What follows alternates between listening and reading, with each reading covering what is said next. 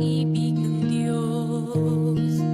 Binigay niya ang kaniyang kaisa-isang anak, na sino mang manalig sa Kanya ay di mapahamak,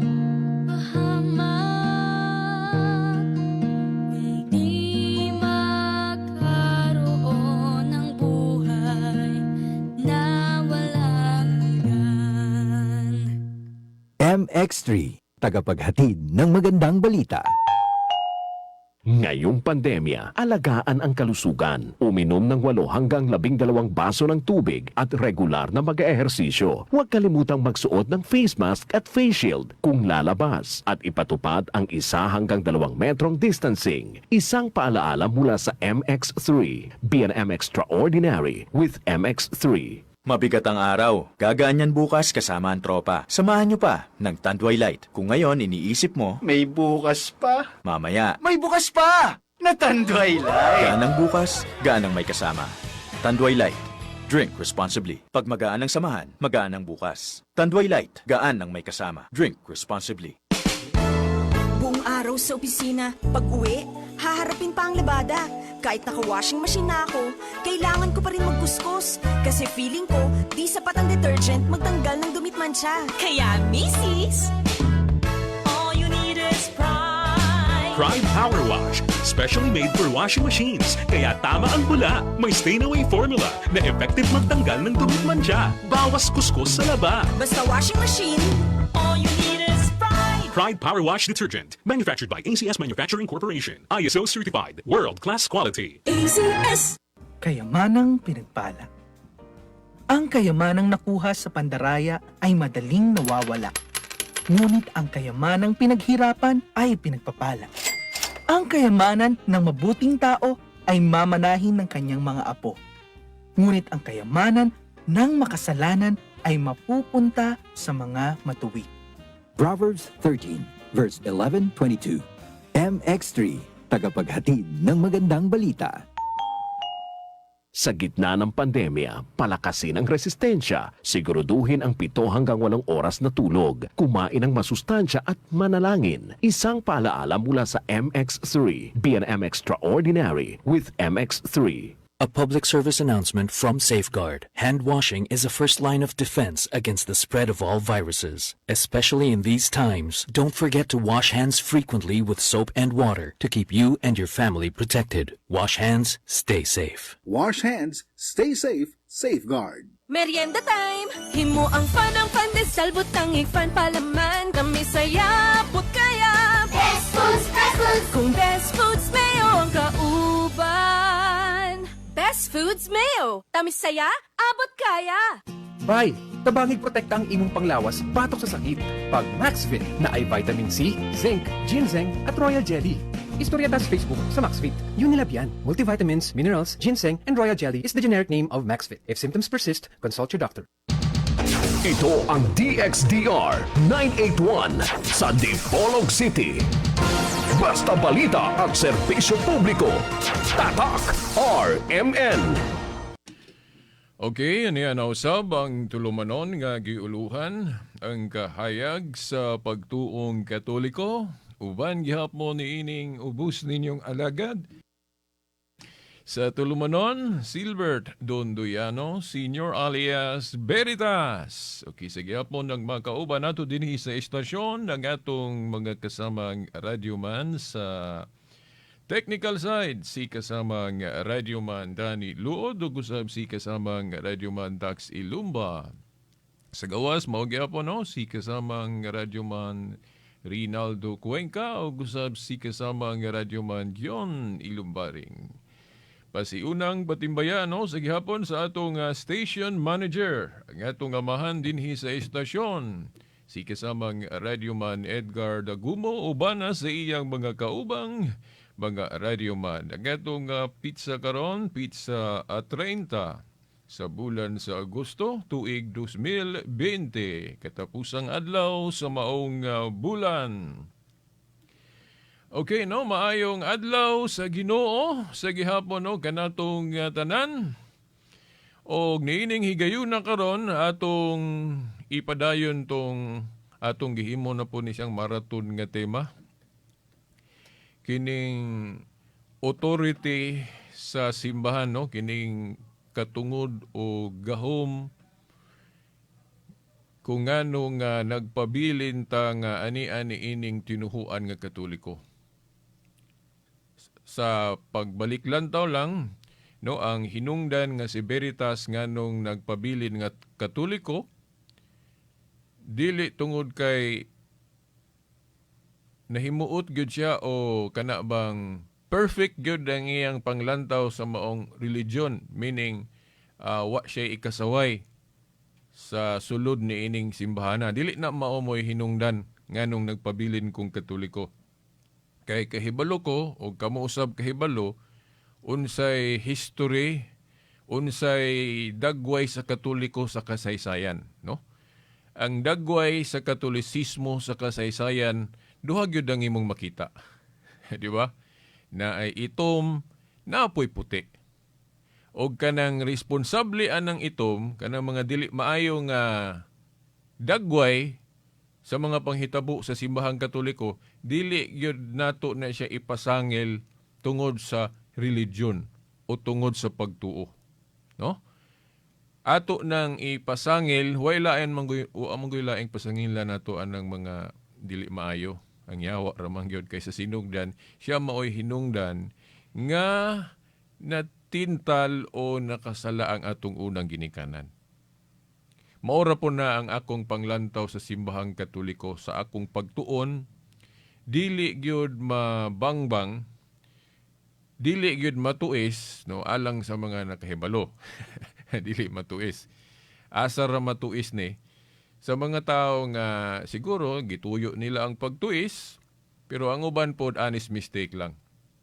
Kay ako ni adto nagtuo man gyud po ko nga ang Katoliko na nasipyat na sayop dias tinuhuan.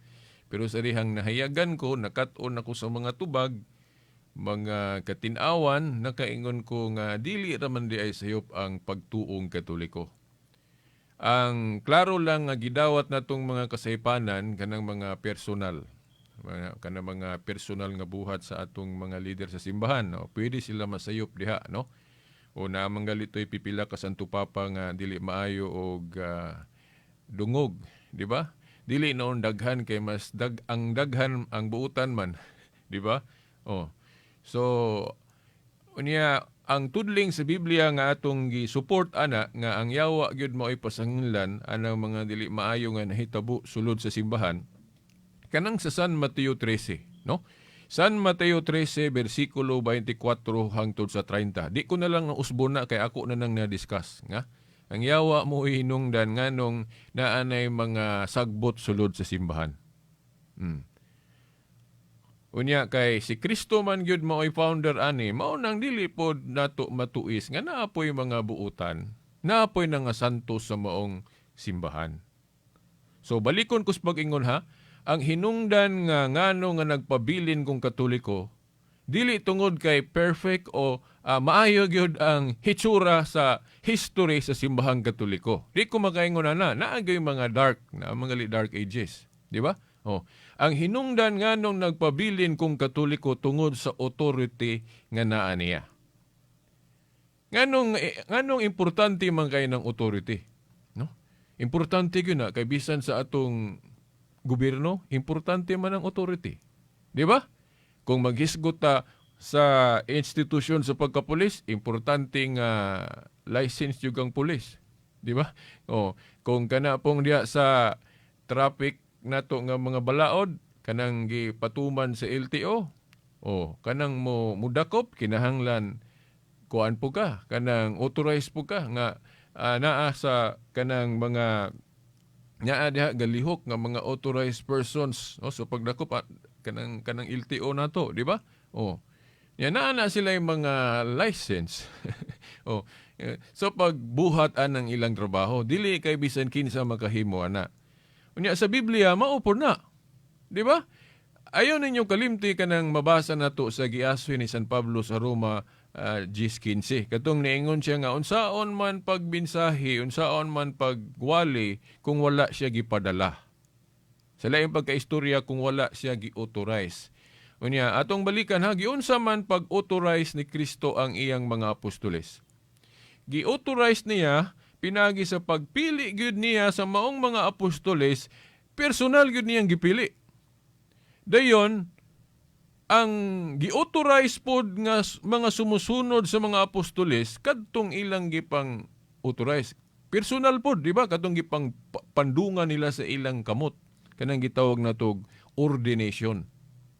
Unya, kana agong ordination god sa atong mga obispong Katoliko, kung imong yung ayuhog tan-aw ang history, masumpay man gyud nimo na sa ordinasyon sa mga apostoles. Mao nang nakasigurado ko nga ang authority sa mga obispo, apil ng mga pari, kay ang mga obispo nag-ordain man po sa mga pari, isip extension nila. Ni ako po, asa man kog kalikunan nga nung kanang makaingon mo nga na-authorize po ko diri. Okay, sa pag sangyaw ninyo.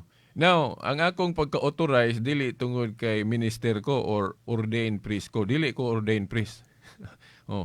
Kay kung huna-hunaon kita tanang mga Kristohanon nga Katoliko sa atong katikismo, mga pari tanan.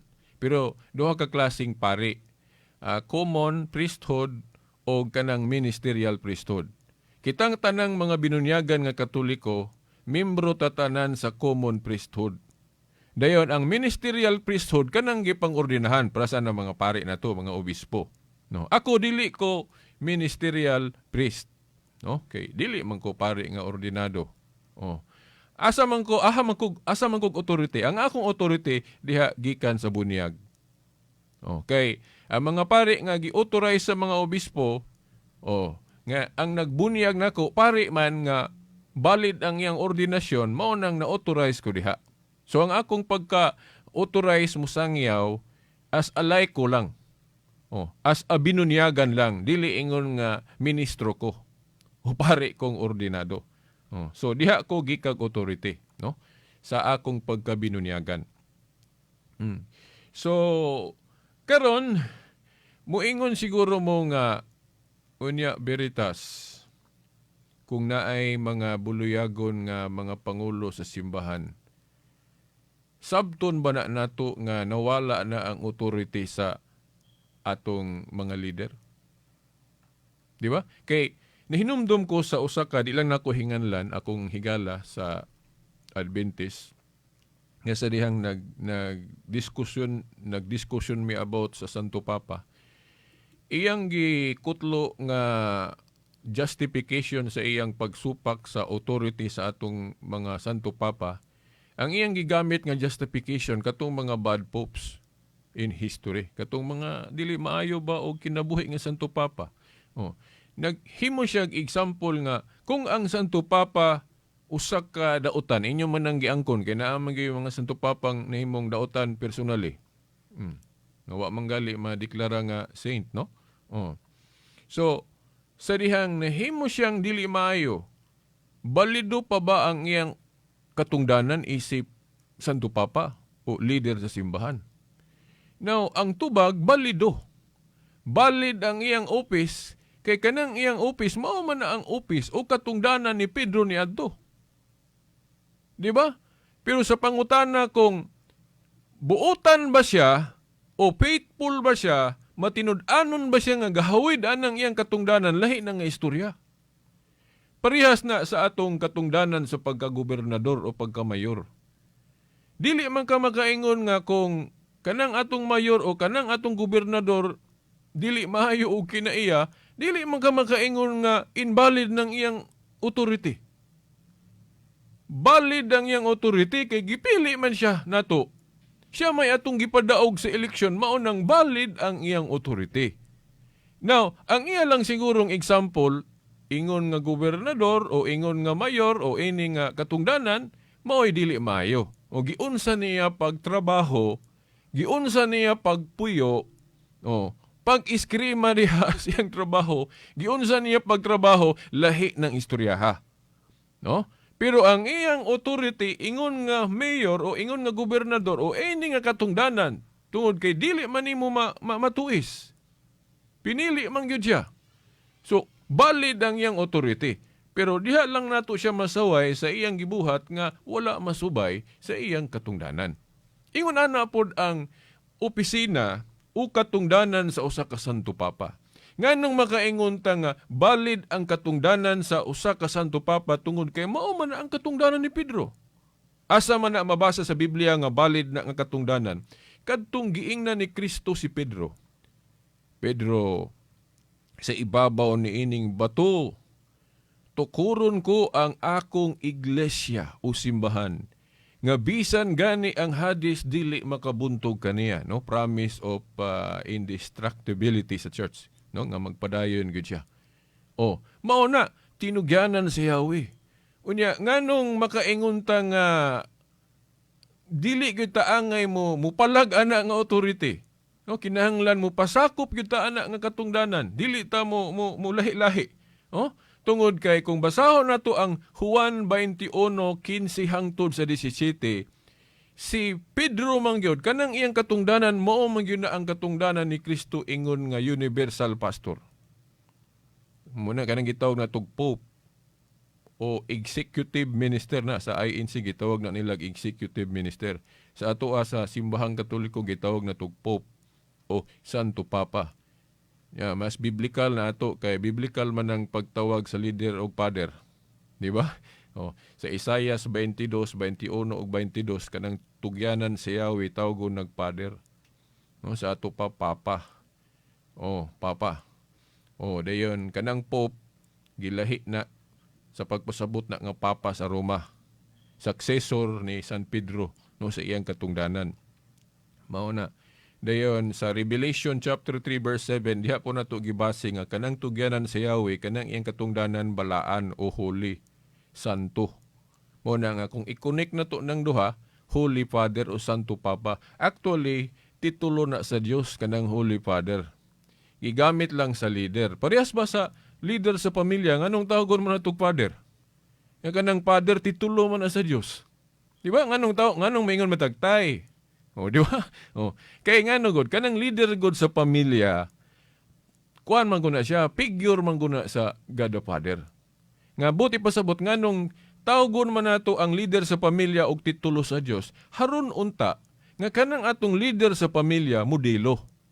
Di ba? Kay ang modelo sa tanan ang Dios man, mao na nga ang atong leader pod sa pamilya, tawgon po nato sa titulo sa Dios. Aron nga unta, mura pug Diyos ng atong leaders pamilya nga buutan. Mao na, dili kay Diyos na po ang atong tatay sa kahimtang, dili na. Oh? Mao na, diha na sayo pa nga mga igsoong dili Katoliko kung maingon sila ba nga, nganong na ay bersikulo o nganong na ay statement ang Katoliko nga ang Santo Papa gitawag og Diyos diri sa yuta. Now, tinuod na nga na ay mga statement ingon ana nga ang Santo Papa ingog Dios diri sa yuta, pero dili na sabton literal. Sabton na figurative. Parehas na atong giingon sa Dios ni Moses sa Exodus 7:1. Kadtong nag-ingon ang Dios ngadto ni Moses, Moses, himuon ko ikaw ingon nga Dios sa atubangan ni Paraon. Na dili man Dios sa kahimtang si Moses, di ba? Kay binuhat ra gud siya sa Dios. Oh, dili mahitabo nga ang usa ka binuhat mahimong Dios. Ang Dios mo ay gabuhat sa usa ka binuhat nga mao na ang tao. Pero nganong giingnan man siya si Moses nga usa ka binuhat, nganong giingnan man siya sa Dios nga himuon ko ikaw Moses ingon nga Dios sa atubangan ni Paraon. Kay ang buti pasabot nga gihimo siyang representative, gihimo siyang spokesman sa Dios nga muluwat og mga pulong nga gikan sa Dios. Di ba? So mao na nga ang pagka-Diyos ni Moses dili ingon sa kahimtang, kundi figurative lang. Sama nga kanang atong leader sa pamilya po, tawgon natog father, dili ingon nga nagpaka-Diyos na pod. Gitawag lang natog father ang iyang katungdanan. Kay leader man. Leader man. Kanabi itong atong mayor o gobernador, tawgon man natog amahan sa probinsya, amahan sa syudad. Di ba? Oh, titulo na sa Diyos to eh. Di lang nato butangan og santo o Holy Father. Kay sa simbahan man na. Basta moingon nagitag santo ubalaan ng katungdanan mo santop man din sa atong una-una pang simbahan man na, pang langit man na. Muna nga ang leader nato sa simbahan mo nang tawgon natog Santo Papa o Holy Father. So bisan kanang pari nato Santo Papa gyapon na kanang sa parokya. Pero parang mapalahi, di lang nato butangag Santo Papa o Holy Father. Tawgon lang nato diretso og Father kanang nasa atong leader sa parokya o sa diocesan ba o kanang obispo. Ang butangan nato Holy o Santo kanang successor ni Saint Peter. Pero parehas ra gud na nga kanang katungdanan balaan kay pangsimbahan man na, pero lain-lainon lang nato ang termino, di lang nato parehasyon gyud parang dunay identity. Parehas ang pagka-father sa tinugyanan ni Pedro gilahian nato nag termino nga pope. Sa Iglesia ni Cristo ni Manalo, ang ilang termino na ang gibutang kanang ilang leader gitawag nilag executive, di ba? Executive. Mas biblical ato no? Mas biblical man ang title nga father kaysa executive. Di ba? Pero ang pagsabot maumaora, labaw leader. Di ba? So mauna nga nganong nagpabilin ko sa Katoliko o nganong nagpailalom ko sa pagmando sa mga pari, obispo o Santo Papa kay ang ilang katungdanan valid. Valid. Nganong mo kaingon kog valid kay ang katungdanan sa Santo Papa mao man na ang katungdanan ni San Pedro kanang tinugyanan si Yahweh. Ang pagka-universal pastor.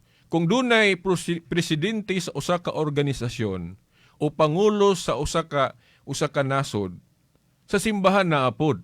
Unya ang kanang pagka-leader kuha na siya kanang level by level na. Pareha sa education, no? Sa DepEd. Ang pinakalabaw gyud nila nga leader kanang gitawag nilag Secretary of Education. Dayon sa kanang kanang sa mga dayosisa na sa ato simbahan, pero sa DepEd abot sila term nila kanang gitawag og mga supervisors, superintendents. Matag division lahi og superintendent, di ba? Pero mga leader gihapon na. Then ubos nila na ang mga leader pod mga principals. Ingon na pod, diri sa kalibutan universally ang pinakalabaw o kanang gitawag na tog universal pastor kadtong giingnan ni Kristo nga, Pedro, atiman na ang akong mga karnero. Si Kristo naghiskot og iyang mga karnero. So, but pasabot tibuok kalibutan na. Kinsa may iyang gisugoan ang trabaho katong mukayab na sa langit? Na, si Mateo ba? Si Juan ba? si Pablo ba? Dili. Si Pedro. Juan 21:15 hangtod 17. Unya, kadtong pagsulti pagyud ni Kristo ana niya, naay mga ubang mga apostoles kauban ni Pedro dito. Nganong siya ra may giingnan?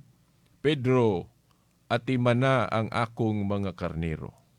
Subot pasabot siya mo igisugo nga mo trabaho sa katungdanan ni Kristo ingon nga universal pastor. Sa to paghimo siyang vicar o representative. Pareha sa gobernador o mayor nga kung moadto siya sa laing dapit, ang iyang vice mo iyang pilion nga mo represent niya. Mao na nga wala masayop ang Katoliko sa pagtudlo nga si Pedro mo'y unang gihimong vicar of Jesus Christ o representative. So kanang katungdanan ni Pedro importante na sa pagtulunan mahitungod sa panaghiusa. Nya kinsa mang pundo karon ang nagtudlo ana nga ang katungdanan sa pagka-universal pastor mao nang katungdanan ni Pedro. Unya kung mabakante dun na ginay mapuli. Di ba? Kay naa sa buhat 1:20 ang katungdanan kung mabakante dunay mapuli. Di ba? Sama sa katungdanan ni Judas kay nabakante man to gipulihan nila. Ang nanguna pagyud sa pagpili si Pedro. Di ba? Kay siya may gitugyanan si Yahweh. Di ba? Parehas dia sa Supreme Court ang Chief Justice may manguna sa paghimo anang tigom diha, no, sa Supreme Court. Ang leader man gyud ay manguna. Nya mo na iprueba po nato kay katong Council of Jerusalem, unang konsilyo sa mga apostoles, no, sa simbahan. Si Pedro mo'y nanguna ato. Di ba? Kay katong pagpili kinsay mupuli sa katungdanan ni Pedro. Si Pedro may nilitok ato, basahan ninyo ng Biblia, no? Sa Buhat 1. Si Pedro mo'y nanguna sa pagpili sa unsay ipuli sa katungdanan ni Judas nga nabakante. Di ba? O mga tinahod nga tigpaminaw. Sumao na kanang katungdanan ni Pedro ingon nga tinugyanan sa Yahweh o leader o executive minister o prime minister nga sa ato gitawag na tug Pope. Santo Papa. Di ba? O kinsa may nakasunod ana ang katungdanan. Nawa may laing listahan kanamang nasa Wikipedia na turon nga ng list of popes. Gikan ni Pedro hangtod sa atong present throne nga Santo Papa. O. So mao na hinungdan nganong nagpabilin kong Katoliko kay ang katungdanan sa Santo Papa valid. Si Kristo gyud mo'y naghimo ana ang katungdanan. Dili pares anang pasilo ako ha. Ubang mga pundok nga kanang katungdanan sa ilang mga leader, sila rin gabuot-buot ana. Yo, mga tana ta for example, kanang katungdanan ni Felix Manalo nga gitawag ni Lagsugo ni Anghel pag yun. Isa may gabuhat ana ang katungdanan, di ba sila raman kanang ilang interpretation sa mga bersikulos Biblia? Nga si Felix Manalo kuno siya kuno katumanan ng Anghel. Sa pana di ato po ka sa pinili pod mga igsoon, mga amigo na to si Tatay Paulino gitawag po nilag Santo Papa. Asa man na sila authority gikan ana? Sila raman po yung gatawag-tawag ana. Dili man nimo na ma-prove sa history. No? Whereas sa Katoliko, kanang katungdanan sa ato mga obispo, labi na gyud ang Santo Papa, klaro gyud nga si Kristo mo'y gabuhat ana ang katungdanan. Di ba? Nya kanang mga obispo po nato, kardinal, ang ilang office ana, mao na tong office pod katungdanan sa ubang mga apostol. Sa dihang nabakante, sila po dayon ang mga aming puli. Na ay duha ka obispo nga Katoliko nga klaro kaayo sa history nga dili gyud mabangbang ang ilang authority, no? Si Obispo Ignacio ug si Obispo Policarpo. Disipulo na ni San Juan nga puros na mga obispong Katoliko. Si Obispo Ignacio, siya mo'y unang nakita diya sa history, sa mga basahon. Siya mo'y unang nigamit anang pulong Katolik sa pag-describe sa Iglesia ni Kristong tinuod o Iglesia sa Diyos nga tinuod. Itawag niya universal o Catholic ang Iglesia tungod kay pang-universal man ang Iglesia ni Kristong tinuod. So, mao na mga igsoon. So, hinaot nga nakuha ninyo ang atong point ha. Nya kay sa kaminuto na malay na hibilin, no? Mao na nga ayaw ninyo si Piata sa sunod Domingo pohon kay ato ning ipadayon. Daghan pa tang isgutan. So, wad ana sa inyong unahuna na nga tungod kay naay mga badlungon nga naglingkod sa katungdanan, sabto na dayon nato nga invalid ang ilang katungdanan. Dili. Mahimong valid ang ilang katungdanan pero ang ilang mga binuhatan mao'y dili valid. Ang bersikulo ana nga musupport katong Mateo 23:1 ngadto sa 3 katong niingon si Kristo, buhata ang ilang gitudlo, meaning tuhuoy ang ilang gitudlo pero ayaw lang ilang gibuhat kay wa sila magtuman sa ilang gitudlo. Ingon ana ra pod. Kita pod nganong nagpabilin ta sa pagdumala sa mga pari, mga obispo kay ang ilang katungdanan tinuod jud genuine. Masumpay gyud sa katungdanan sa mga apostoles. Now, kung naamay dili nato sundo nila kanang ilang mga buhat nga wala masunod sa pagtulon-an nga ilang gitudlo. So mao na mga tinahod nga tigpaminaw. So hangtod sa sunod Domingo pohon sa mga oras ug istasyon, sa ngalan sa Amahan, sa Anak, sa Espiritu Santo. Amen. Tatak RMN.